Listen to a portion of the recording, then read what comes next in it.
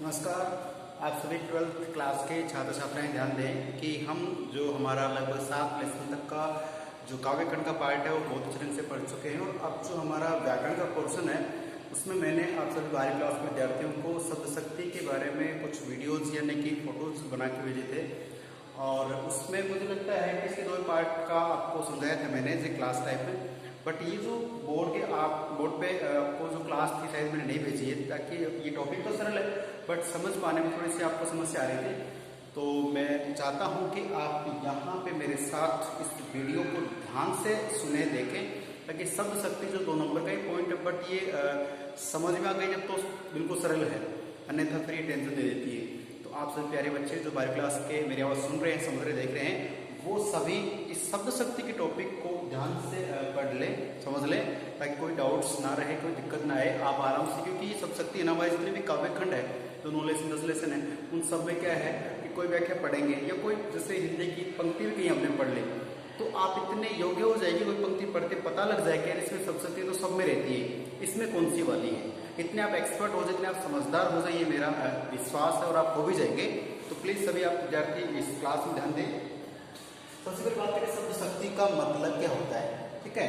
तो देखिए इसको मैं फिर कह रहा हूँ कि हिंदी क्या कहती है कि जब कोई डाउट्स हो तो शब्द को तोड़े, थोड़ा चलने की तोड़ने की जरूरत नहीं है, मतलब शब्द को जैसे विच्छेद कर ले, उसका समास विग्रह कर ले, इस तरह से बात करते हैं तो शब्द शक्ति दोनों को अलग अलग कर देते हैं। तो ये तो क्या रहेगा शब्द और यहाँ क्या रहेगा शक्ति। तो आप भी जानते शक्ति का मतलब जैसे पावर, स्ट्रेंथ, ताकत, जो भी आप समझते हैं। तो देखिए ये जो शब्द है तो शब्द तो आप जानते हैं कि 7 वर्णों का, मैंने आपको बताया नहीं तो आप ध्यान दें कि वर्णों का सार्थक जो समूह बनता है वो क्या होता है, शब्द होता है। जैसे राम में आपने जोड़ा राम बना, तो राम किसी का नाम होता है, आप जानते इस बात को। तो देखिए जो नाम में क्या है 2 वर्ण लेकर रह था, फिर आ उसमें स्वर मिला, फिर मैं मिला, तो राम जो अलग अलग वर्ण है, तो जो वर्ण मिलते हैं और वर्ण मिलने से जो सार्थक अर्थ देते हैं, भाव देते हैं, तब शब्द बनता है। तो शब्द की परिभाषा जानते हैं कि 2 वर्णों के, 2 या 2 से अधिक वर्णों के मिलने पे जो सार्थक अर्थ निकलता क्या होता है, शब्द होता है। तो शब्द आप बहुत से जान रहे, देख रहे हैं, आप समझते भी आपका नाम दाम कुछ भी इस तरह से हो सकता है। बात आती है शक्ति की, तो शक्ति का मतलब है कि जो शब्द है ना इसके अंदर ही कोई ताकत होती है। ताकत का मतलब कुछ पावर वाली बात नहीं है, कुछ उसके इसकी कमी भी हो सकती है, अच्छाई भी हो सकती है, बुराई भी, कुछ भी हो सकता है। कहने का मतलब है किसी भी शब्द के अंदर कोई ना कोई एक विशेष गुण होता है, उस विशेष गुण को हम बाहर ले आते हैं अपने हिसाब से, टेक्निक से, वही क्या है, सब शक्ति है। ये सिंपल अर्थ में समझने के लिए जरूरी है कि कोई भी शब्द आपने बोला, आपने लिखा, उस शब्द में एक शक्ति है, उस शब्द में एक विशेष योग्यता है, उस शब्द में कोई विशेष गुण है, कोई विशेषता है, ठीक है। तो और ये कोई जरूरी कि अच्छी हो, जैसे चांद बहुत सुंदर है, ये गुलाब का फूल बहुत महकता है, ये अच्छाई में नहीं बुराई भी हो सकता है कि ये खूंखार किस्म का डाकू है ना, ये बहुत दरिंदगी वाला इंसान है। तो कुल मिला के ये क्या है कि किसी भी शब्द के अंदर जो विशेषता है, जो गुण है, जो योग्यता है, वो ही उस शब्द की क्या कहलाता है, पावर कहलाता है, स्ट्रेंथ कहलाता है, ताकत कहलाता है, ठीक है। जैसे मैं आप और मिले कभी तो हम कहेंगे सर नमस्ते, आपने बोला सर नमस्ते, मेरे नमस्ते बेटा, तो ये क्या है, हमारे शब्दों का आदान प्रदान जो हो रहा है उससे हमारी भावनाएं या भाव बाहर आ रहे हैं, ठीक है। अभी जैसे हमारे क्लास में बहुत तेज आवाज होती है, किसी कहते हैं साइलेंट बोलता है, साइलेंस बोलता है, चुप रहने के लिए बोलता है। तो देखिए जो बोलने का शब्द है उस शब्द में ऐसा भाव होता है कि आप उसके भाव को समझ जाते हैं। कहने का मतलब है प्रत्येक शब्द में कोई ना कोई शक्ति, विशेष योग्यता, कोई उसमें गुण होता है, उस शक्ति या उस गुण को जो बाहर निकालने का काम करता है वही चीज क्या कहलाती है, शब्द शक्ति। तो ये तो मेरा एक सिंपली समझाने का तरीका था। अब अपन बोर्ड पे देखते क्या है, ये देखिए परिभाषा बन गई है बच्चों, हमने क्या, इस शब्द में अंतर्निहित, एक थोड़ा हिंदी के हिसाब से ग्रामर के शब्द है अंतर्निहित। अंतर का मतलब अंदर और निहित का मतलब छुपा हुआ, कि कोई भी शब्द है उस शब्द के अंदर एक छुपा हुआ क्या होता है, अर्थ होता है। तो शब्द में अंतर्निहित अर्थ को क्या करना है, प्रकट करना है। तो शब्द में अंतर्निहित, बिल्कुल रटने वाली बात नहीं, अपने कोर्स में अपने ध्यान में देखिए। तो शब्द के या शब्द में अंतर्निहित जो अर्थ है उसको प्रकट करने की जो शक्ति है, प्रकट करने वाले शब्द कहो, या फिर परिभाषा बना सकते हैं कि शब्द में अंतर्निहित अर्थ को प्रकट करने वाले शक्ति, वाले शब्द या वाली शक्ति ही शब्द शक्ति कहलाती है। मैंने शॉर्ट में बताया है कि शब्द में उसका जो अंतर्निहित या छुपा हुआ, अंतर्निहित का मतलब छुपा हुआ, शब्द में छुपा हुआ जो अर्थ है उसको प्रकट करने वाली शक्ति क्या कहलाएगी, वही कहलाएगी हमारी शब्द शक्ति। तो प्यारे छात्र छात्राओं, 2 नंबर का पोर्शन हमारी कोर्स में, तो मैं चाहता हूँ कि 2 नंबर से संबंधित अगर प्रश्न आता है तो क्या आएगा कि शब्द शक्ति किसे कहते हैं, यह कितने प्रकार की होती है। ये 3 मतलब बातें आपके लिए याद होनी चाहिए। ज़्यादा डीपली हालांकि मैं पढ़ाऊंगा तो कंप्लीट पूरा, क्योंकि ये जो चीज़ है ना लाइफ टाइम काम आती है। कितनी बड़ी एग्जाम देना उसमें डेफिनेटली प्रश्न आपसे पूछा जाता है। बट ध्यान दें कि शब्द शक्ति की परिभाषा, इसके प्रकार अभी 12 क्लास के लिए इंपॉर्टेंट चीज़ है। तो परिभाषा मुझे लगता है अभी आप जो वीडियो देख रहे हैं उसमें आ जाना चाहिए कि शब्द में अंतर्निहित अर्थ को प्रकट करने वाली शक्ति शब्द शक्ति कहलाती है। शब्द में अंतर्निहित अर्थ को प्रकट करने वाली शक्ति शब्द शक्ति कहलाती है। ठीक है, इस बात को जान चुके हैं।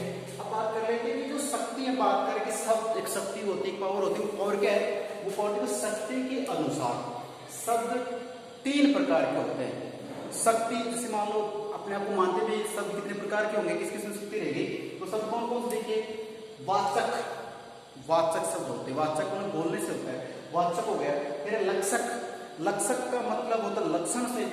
और फिर व्यंजक, व्यंजक का मतलब आप आजकल बहुत अच्छे ढंग से समझते हो, कमेंट। आप इंग्लिश तो बोले थे कमेंट है, लेकिन कमेंट का अर्थ नहीं समझ पाते हैं। कमेंट का अर्थ टिप्पणी भी होता है, किसी टिप्पणी करना। कमेंट का अर्थ व्यंग्य भी होता है, किसी की इंसल्ट करते हैं हम शब्दों से, वाक्य से, इस तरह से ना। तो यह व्यंजक का मतलब व्यंजना से ही है, ठीक है ना। तो व्यंजना का यहाँ पे 3रा अर्थ निकलना ध्यान रखना। तो शक्ति के अनुसार शब्द कितने प्रकार के हो गए, 3 प्रकार के हो गए।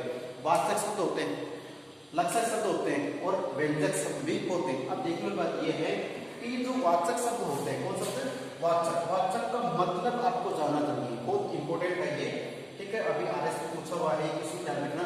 वाचक जो है इसका मतलब वाच्यार्थ होता है, वाच्यार्थ को, इसी का मतलब अभिध्यार्थी होता है, अभिध्यार्थ, इसी का मतलब मुख्यार्थ होता है, और इसी का मतलब संकेतितार्थ होता है। प्लस संकेत भी हो सकता है हल्का सा, या मुख्यार्थ सीधा सीधा अर्थ लग जाता है, या अभिध्यार्थ जैसे हमें ऐसा सोचते खाई इसका मतलब तो वो भी हो सकता है, वो वाच्यार्थ होता है। अच्छा, इन सभी को अगर मैं टोटली एक शब्द में कहूँ तो मेरा कहने का मतलब है कि आप किसी शब्द को देखते हैं या सुनते हैं या लिखते हैं तो उस शब्द का सीधा सीधा अर्थ समझ में आ जाता है, वही क्या कहलाता, आपका वाचक कहलाता है।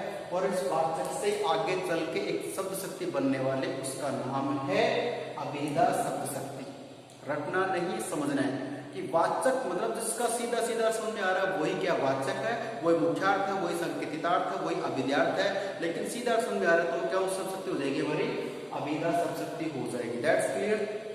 आगे फिर आता है लक्षक। तो लक्षक की बात करें लक्षणा से, तो देखिए लक्षक का मतलब लक्ष्यार्थ होता है। अब लक्ष्यार्थ का मतलब ये नहीं कि हम कोई लक्ष्य के हिसाब मुझे RS बनना, IS बनना है, डॉक्टर बनना, वकील बनना, वो चीज़ अलग है। वो लक्ष्य आपका गोल होता है, टारगेट होता है, आपका एक मिशन होता है, ठीक है। बात करें हम यहाँ पे किसकी, लक्ष्यार्थ का। लक्षण का मतलब ये है कि इसमें लक्षण प्रकट होता है। लक्षण का मतलब जैसे कोई भी उसके ना विशेषताएं दिखने लग जाती हैं, ठीक है, तो वो क्या होगा, हमारा लक्ष्यार्थ होगा, ठीक है। चलिए बात करेंगे जैसे इसमें व्यंग्य, व्यंजक लिखा हुआ है, देखिए क्या लिखा है, व्यंजक। ये इससे लिखूं आपके लिए, व्यंजक। व्यंजक का मतलब जैसे बात करें हम, व्यंजक लिखा है यहाँ पे, तो व्यंजक का मतलब 3रा होता है व्यंजित भाव, व्यंजित भाव कह दे, ठीक है ना। कमेंट करना वही वाली बात आती है। वो व्यंग्यार्थ भी होता है, व्यंग्यार्थ मतलब कहते कुछ और हैं और अर्थ कुछ और निकलता है, ठीक है। बोलते हैं कि कहीं पे निगाहें, कहीं पे वो क्या होता है, इशारा वाली बात है। आपको जैसे कई बार क्या होता है कि मम्मी को घर में मान लो थोड़ा सा ऐसा लगता है कि बच्चे काम में हाथ नहीं बढ़ाते, पढ़ते भी नहीं है ये, और इनको डांटना भी जरूरी होता है। कई बार माँ बाप हमें जानबूझ कर डांटते हैं ताकि हमें एहसास रहे कि हमारे माता पिता है और हमें कुछ न कुछ सही कह रहे हैं, ठीक है। तो वो क्या करते हैं कि डायरेक्टली आपको कुछ नहीं कहेंगे, ठीक है, बट वो आपको कुछ न कुछ कि देखो शर्मा जी का बेटा है वो मेरिट में आया है, वर्मा जी का बेटा है वो भी मेरिट में आया है, और पता नहीं और लोग तो पढ़ते नहीं है। अब कह तो वो किसको रहे, यानी कि हमें सुना रहे, लेकिन वो किसी और के माध्यम से, तो वो क्या हो जाता है, व्यंग्यार्थ हो जाता है, व्यंजना हो जाती है। मतलब साफ है कि इसमें सीधा जो कहा जा रहा है उसका मतलब कुछ और होता है। मान लीजिए किसी स्कूल में, अपने स्कूल मान लें कि जो पियोन है, चपरासी है, वो आते हैं और रिसेप्शनिस्ट से पूछते हैं या फिर प्रिंसिपल से पूछते हैं, सर 1 बज गया। अब 1 बजने का मतलब क्या है कि साहब को छुट्टी का टाइम हो गया है, सर 10:30 हो गए, लंच का टाइम हो गया है। तो वो समय बता रहे हैं, लेकिन मतलब क्या उनका छुट्टी करने कराने से होता है। ठीक है, तो इस तरह से ध्यान रखना कि सीधा सीधा अर्थ समझ में आ जाए वो तो क्या होता है अभिधा, और सीधा अर्थ समझ में नहीं आए, बाधा प्रकट होती, बाधा आ जाती है, वो लक्षणा। और जब ये सीधा अर्थ समझ में नहीं आ रहा है, लक्षण भी प्रकट नहीं हो रहा है, और फिर हो क्या रहा है, तीसरा अर्थ निकल रहा है, तो क्या हो जाएगी, व्यंजना हो जाएगी। तो प्यारे छात्र छात्रों, मेरा ये मतलब है, मेरा विश्वास है कि आप इस वीडियो को देखने के बाद जो शब्द शक्ति से संबंधित डाउट्स है ना, उन्हें बिल्कुल डिलीट कर दें कि डाउट्स रहना ही नहीं चाहिए। शब्द शक्ति की परिभाषा, उसके प्रकार, उसका जो अर्थ वो आपके समझ में आ जाना चाहिए। राइट, अब देखिए बात करें लक्षण, लक्षणार्थ हो गया, इसमें क्या लक्षण प्रकट होते हैं, और इसमें व्यंजक, व्यंजक का मतलब व्यंजना। मैं ये बात इसलिए बता रहा हूँ, कई बार एग्जाम क्योंकि बोर्ड का मैटर है तो इनका नाम बदल देते हैं। अब नाम तो सीधे कौन से 3 ही है, अभिधा शब्द शक्ति है, लक्षण शब्द शक्ति और व्यंजना शब्द शक्ति है। ठीक है, लेकिन बात करें कि इनका कोई दूसरा नाम भी तो देखिए, ये जितने भी है ना, वाच्य वाली बात करें, पहले से बात करें वाच्य से, वाच्यार्थ, अभिधार्थ, मुख्यार्थ, संकेतार्थ, सारे नाम किसके, एक ही शब्द शक्ति है, अभिधा शब्द शक्ति, उसके नाम इतने सारे हो गए। फिर लक्षणा की बात करें तो लक्षणा में क्या है कि लक्ष्यार्थ एक ही इसका आप समझ सकते हैं, बाकी अब व्यंजना में इसे व्यंजित भाव भी कहेंगे और इसको हम व्यंजना शब्द शक्ति भी कहेंगे। तो अब बात कर लेते हैं कि देखिए यहाँ पे आ जाइए क्वेश्चन लगता हमारा कि शब्द व अर्थ के आधार पर शब्द जो शक्ति है, जो शब्द शक्ति है, ये शब्द शक्ति 3 प्रकार की होती है। किसके आधार पे, शब्द के आधार पे और अर्थ के आधार पे। शब्द और अर्थ के आधार पे शब्द शक्ति 3 प्रकार की कौन सी है, लक्षणा, इस पर बात करें, अभिधा, अभिधा। और मैं आपको बता दूं कि देखो हम एज ए ट्रिक्स पे चले तो अभिधा है सीधा, अभिधा इसका अर्थ हो सीधा, तो अभिधा में सीधा अर्थ प्रकट हो रहा है, अभिधा शब्द शक्ति। लक्षणा सीधा अर्थ प्रकट हो रहा है तब तो अभिधा है ही है, लेकिन उसमें कोई प्रॉब्लम आ गई, कोई बाधा आ गई, सीधा अर्थ नहीं मिल रहा है, तो क्या है वो लक्षण प्रकट होंगे तो लक्षणा हो जाएगी। और न तो अभिधा का सीधा अर्थ आ रहा है, न उसमें लक्षण प्रकट हो रहे हैं, तो तीसरा अर्थ निकल रहा है, तो क्या होगा उसमें व्यंजना शब्द शक्ति होगी।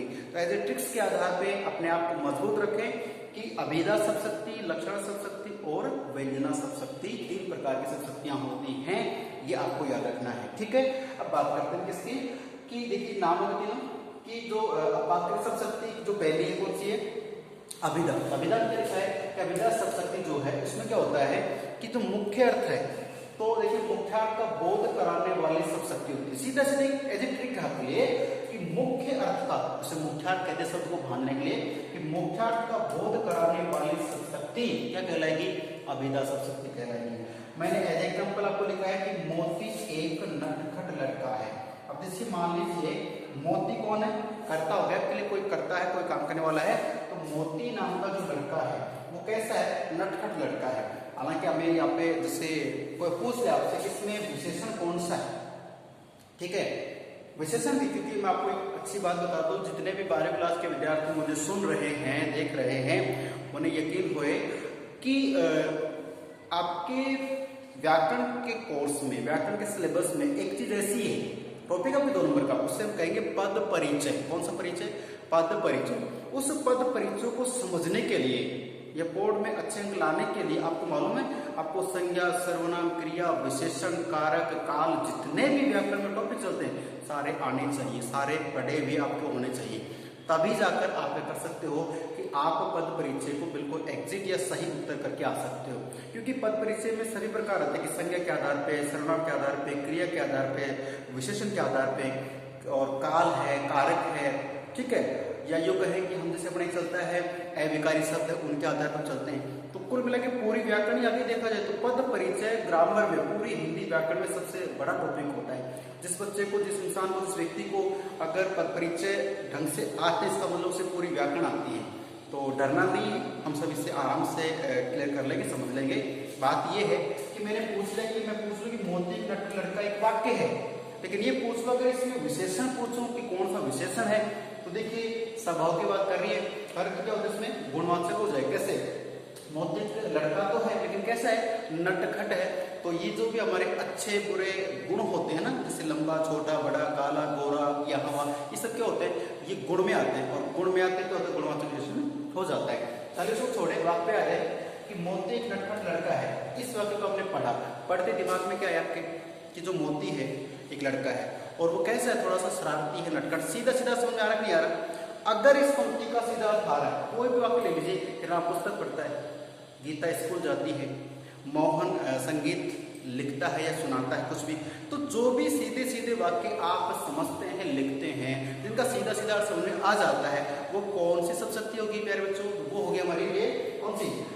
अभिधा शब्द शक्ति होगी, राइट। बात करते थोड़ी आगे लक्षण की बात करते हैं। जब सीधा अर्थ नहीं आ रहा, अर्थ में कोई बाधा आ जाती है, इसमें प्रॉब्लम आ जाती है। कई बार आप बोलते हैं जैसे आप किसी पंडित जी को हाथ दिखाएंगे, महाराज जी को, ज्योतिष को, तो वो कहेंगे देखो बेटा आपके भाग्य में सरकारी नौकरी भी है, अच्छे पद पे जाओगे, आपको अच्छा एक मतलब बंगला भी आपका हो सकता है, गाड़ी भी आपके पास हो सकती है। लेकिन अब लेकिन बोलते ही हमारी सांसें हो जाती है कि महाराज जब इतना अच्छा हो रहा है तो लेकिन क्यों बोल रहे हो? ठीक है, तो लेकिन का मतलब कोई बाधा अवश्य आ रही है, और बाधाएं आप जानते हो आने भी चाहिए, क्योंकि बाधा आने से हम और अधिक मजबूत बनते हैं। ठीक है, चलिए, तो आप जानते हैं कि लहरों से डरकर नौका पार नहीं होती है, अर्थात डरना नहीं होता, उन्हें पार करने के लिए जज्बा ये वाक्य अंदर है।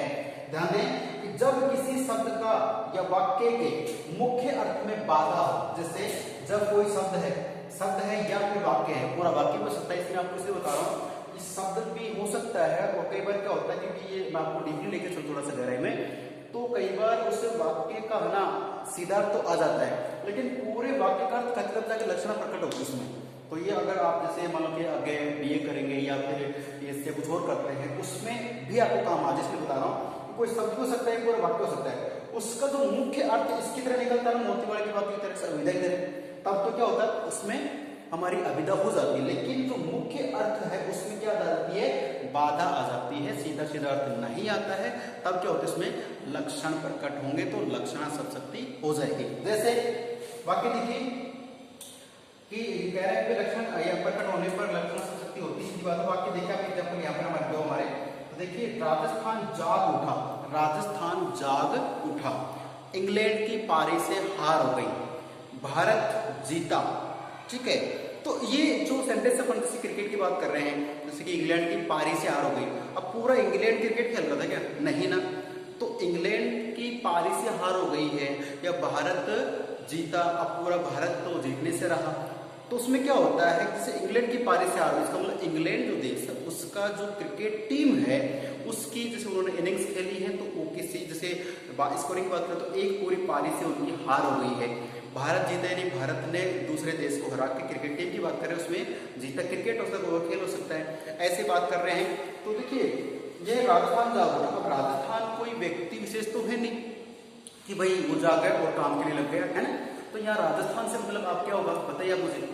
राजस्थान से मतलब होगा राजस्थान जो प्रदेश है, जो एक स्टेट है, इस प्रदेश की जो जनसंख्या है, जो जनता है, या जीव जंतु से मान लेते हैं, तो जब जीव जंतु का तब जानते हैं कि थोड़ा बुद्धि में मनुष्य आगे है, तो राजस्थान जाग उठा में मतलब क्या हो गया कि राजस्थान की जो जनसंख्या है, राजस्थान की जो जनता है, वो पहले अज्ञानता में थी, मान लीजिए ऐसे मान लें, और अब राजस्थान में जैसे टेक्निक्स आ गई हैं, स्टडी का जो IQ बहुत ऊपर हो गया है, ठीक है ना, स्टडी आगे बढ़ गया है, तो राजस्थान की जनसंख्या आज पूरे भारत में या पूरे संसार में कहीं ना कहीं राजस्थान के लड़के लड़कियां हैं, व्यक्ति हैं, वो ज़्यादा कि अपने टैलेंट का, अपनी योग्यता का परचम लहरा रहे हैं, अपनी योग्यता दिखा रहे हैं। इसका मतलब है कि राजस्थान की जनसंख्या, राजस्थान की जनता जाग उठी है, वो कुछ समझदार हो गई है।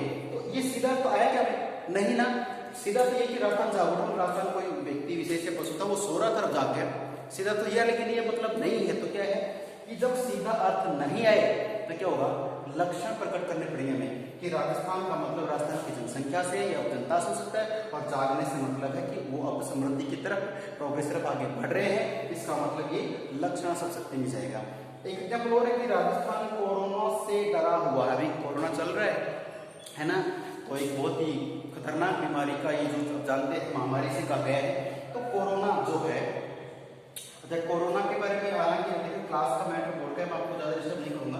अब इसका ना कई जगह जगह अलग मतलब होता है, कोविड-19 भी है, क्या मतलब कोरोना, तो ऐसा कहते हैं कि जैसे मान लीजिए किसी को हो जाता है तो उसके पीछे कोई रोने वाला नहीं बचता है, क्योंकि जिस घर में हो जाता है।